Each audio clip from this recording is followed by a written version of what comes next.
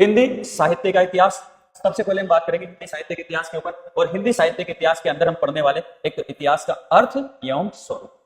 देखो हिंदी साहित्य के इतिहास में तीन शब्द निकल कर आते हैं, एक तो आपको देखने को मिलता है हिंदी, और एक आपको देखने को मिलेगा साहित्य, और एक आपको देखने को मिलेगा इतिहास। इन तीनों ही शब्दों को हम अलग अलग समझने वाले हैं।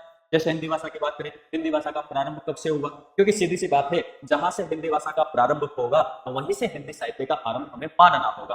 तो ये तो रही हिंदी भाषा की बात। साहित्य किसे बोलते हैं, साहित्य किन शब्दों से मिलकर बना है, साहित्य शब्द के मायने क्या है, यानी इसके अर्थ क्या है, और इतिहास क्या है, इन सबके एक एक शब्द के ऊपर हम चर्चा करते हुए हिंदी साहित्य के इतिहास को प्रारंभ करेंगे। यानी इस टॉपिक के अंदर हिंदी साहित्य के अर्थ एवं स्वरूप के अंतर्गत हम इन तीनों ही शब्दों की चर्चा करने वाले हैं, हिंदी, साहित्य और इतिहास।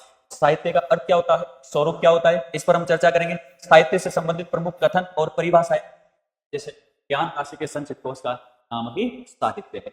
इस प्रकार के हमारे जो हिंदी साहित्य के प्रमुख विद्वान हुए, हिंदी साहित्य के प्रमुख विद्वानों के द्वारा हमारे हिंदी साहित्य के बारे में कुछ कथन कहे गए, उन कथनों को हम यहाँ पर देखते हैं। जैसे जबकि प्रत्येक देश का साहित्य वहां की जनता की चित्तवृत्तियों का संचित प्रतिबिंब होता है, तब यह निश्चित है कि चित्तवृत्तियों के परिवर्तन के साथ साथ साहित्य के स्वरूप में भी परिवर्तन होता चला जाता है।